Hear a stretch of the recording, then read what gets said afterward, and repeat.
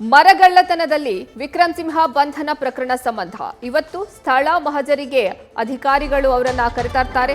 ನಂದಗೊಂಡನಹಳ್ಳಿಗೆ ಕರೆತರಲಿದ್ದಾರೆ ಅರಣ್ಯ ಅಧಿಕಾರಿಗಳು. ಹಾಸನದ ಬೇಲೂರು ತಾಲೂಕಿನ ನಂದಗೊಂಡನಹಳ್ಳಿಯಲ್ಲಿ ಇವತ್ತು ಅಧಿಕಾರಿಗಳು ಕರೆತರ್ತಾರೆ. ಅವರನ್ನ ಸ್ಥಳ ಮಹಜರನ್ನ ನಡೆಸಲಿದ್ದಾರೆ. ವಿಕ್ರಮ್ ಸಿಂಹರನ್ನ ಕರೆತಂದು ಸ್ಥಳ ಮಹಜರು ನಡೆಸಲಾಗುತ್ತೆ. ಅರಣ್ಯ ಇಲಾಖೆ ಅಧಿಕಾರಿಗಳ ವಶದಲ್ಲಿದ್ದಾರೆ ಸದ್ಯ ವಿಕ್ರಮ್ ಸಿಂಹ.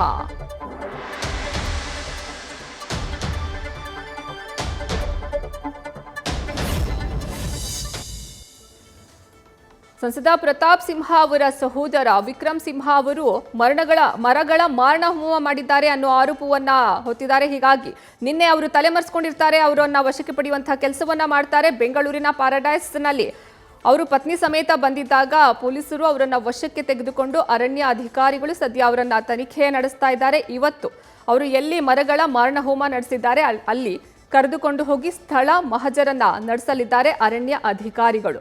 ಸದ್ಯ ಅವರನ್ನ ತನಿಖೆಗೆ ಒಳಪಡಿಸಲಾಗಿದೆ. ಸರ್ವೆ ನಂಬರ್ 16/P2 ನಲ್ಲಿ ಅವರು 126 ಮರಗಳನ್ನ ಕಡಿದಂತಹ ಆರೋಪವನ್ನು ಎದುರಿಸ್ತಾ ಇರ್ತಾರೆ. ಮೊದಲಿಗೆ ರಾಕೇಶ್ ಶೆಟ್ಟಿ, ಜಯಮ್ಮ ಅವರ ವಿರುದ್ಧ FIR ದಾಖಲಾಗುತ್ತೆ. ದೀಪಕ್ ಅನ್ನೋರು ಅವರ ವಿರುದ್ಧ ದೂರನ್ನ ದಾಖಲಿಸಿರ್ತಾರೆ. ನಂತರ ಅವರ ಹತ್ರ ಜಾಗವನ್ನ ಇವರು ಅಗ್ರಿಮೆಂಟ್ ಪಡ್ಕೊಂಡು ಅಂದ್ರೆ ವಿಕ್ರಮ್ ಸಿಂಹ ಅವರು ಅವರ ಬಳಿ ಜಾಗವನ್ನ ತಗೊಂಡು ಅಲ್ಲಿ ಅವರು ಮರಗಳ ಮಾರಣಹೋಮ ನಡೆಸಿದ್ದಾರೆ ಅನ್ನೋ ಆರೋಪ ಕೇಳಿ ಬರ್ತಾ ಇದೆ. ಈ ಬಗ್ಗೆ ಹೆಚ್ಚಿನ ಮಾಹಿತಿ ನೀಡ್ತಾರೆ ನಮ್ಮ ಪ್ರತಿನಿಧಿ ಕಿರಣ್. ದೂರವಾಣಿ ಸಂಪರ್ಕಕ್ಕೆ ಸಿಕ್ಕಿದ್ದಾರೆ. ಕಿರಣ್, ಇವತ್ತು ಸ್ಥಳ ಮಹಜರು ಮಾಡ್ತಾರೆ. ಎಲ್ಲೆಲ್ಲಿ ಅವರ ಮಹಜರಿಗೆ ಕರ್ಕೊಂಡು ಹೋಗ್ತಾರೆ? ಸದ್ಯ ತನಿಖೆ ಯಾವ ರೀತಿ ಸಾಗ್ತಾ ಇದೆ? ಅರ್ಪಿತಾ, ಏನು ಮರ ಕಡಿದ ಪ್ರಕರಣದಲ್ಲಿ ಸಂಸದ ಪ್ರತಾಪ್ ಸಿಂಹ ಅವರ ಸಹೋದರ ಏನು ವಿಕ್ರಮ್ ಸಿಂಹ ಇದ್ದಾರೆ, ಅವರೀಗ ಅರಣ್ಯ ಇಲಾಖೆಯವರು ವಶಕ್ಕೆ ತೆಗೆದುಕೊಂಡಿರುವಂತದ್ದು. ಇದೀಗ ಅವರು ಬೇಲೂರಿನ ಸಮೀಪದಲ್ಲಿ ಅವ್ರನ್ನ ಒಂದ್ ಕಡೆ ಇಟ್ಕೊಂಡಿದ್ದಾರೆ. ತದನಂತರ ನಂದಗೋಡ್ನಹಳ್ಳಿ, ಏನ್ ಬೇಲೂರು ತಾಲೂಕಿನ ನಂದಗೋಡ್ನಹಳ್ಳಿಯಲ್ಲಿ ಏನ್ ಮರ ಕಡ್ತಲ ಮಾಡಿದ್ರು ಆ ಸ್ಥಳಕ್ಕೆ ಅವ್ರನ್ನ ಕರ್ಕೊಂಡು ಹೋಗ್ತಾರೆ. ಆ ನಂತರ ಸ್ಥಳ ಪರಿಶೀಲನೆ ಮಾಡಿದ ನಂತರ ಇವತ್ತು ಭಾನುವಾರ ಏನು ನ್ಯಾಯಾಲಯ ಇರಲ್ಲ, ಆದ್ರೂ ಕೂಡ ನ್ಯಾಯಾಧೀಶರ ಮುಂದೆ ಹಾಜರುಪಡಿಸ್ತಾರೆ.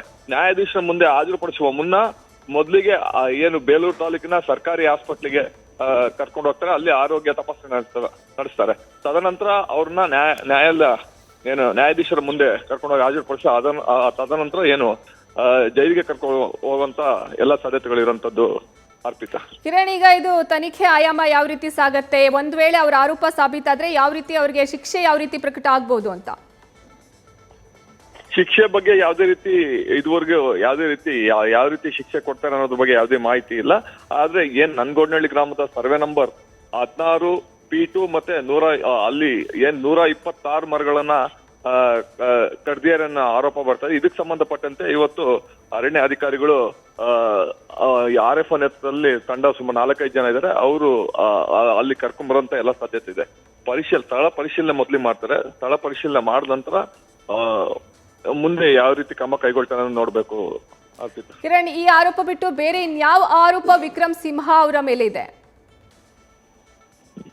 ಅರ್ಪಿತಾ, ವಿಕ್ರಮ್ ಸಿಂಹ ಮೇಲಿರುವಂತಹ ಆರೋಪ ಈಗ ಏನು ಅಗ್ರಿಮೆಂಟ್ ಮಾಡ್ಕೊಂಡಿದ್ರು 3 ಎಕರೆ 30 ಗುಂಟೆ ಜಾಗದಲ್ಲಿ ಅಗ್ರಿಮೆಂಟ್ ಮಾಡ್ಕೊಂಡಿರುವಂತದ್ದು. ಆದ್ರೆ ಪಕ್ಕದಲ್ಲಿ ಸುಮಾರು 12 ಎಕರೆ ಜಾಗದಲ್ಲಿ ಏನು ಗೋಮಾಳ ಜಾಗ ಸೇರಿದಂತೆ ಅರಣ್ಯ ಇಲಾಖೆಗೆ ಸಂಬಂಧಪಟ್ಟಂತ ಜಾಗದಲ್ಲಿ ಮರಗಳನ್ನ ವಿವಿಧ ರೀತಿಯ ಬೆಲೆ ಬಾಳುವಂತ ಮರಗಳನ್ನ ಕಡ್ದಿದ್ದಾರೆ ಅನ್ನೋ ಆರೋಪಗಳು ಸಹ ಬರ್ತಾ ಇರೋಂಥದ್ದು.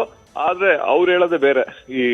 ನಾನು ಶುಂಠಿ ಬೆಳೆಗೋಸ್ಕರ ಅಲ್ಲಿ ಏನು ಜಮೀನಲ್ಲಿ ಮರಗಳನ್ನ ಕಡ್ದ ನಂತರ ಅಲ್ಲಿ ಶುಂಠಿ ಬೆಳೆಗೆ ಬೇಕಾದ ಎಲ್ಲ ಸಿದ್ಧತೆಗಳನ್ನ ಮಾಡ್ಕೊಂಡಿದ್ದೆ ಅಂತಾನೆ ಹೇಳ್ತಾ ಇದ್ರು.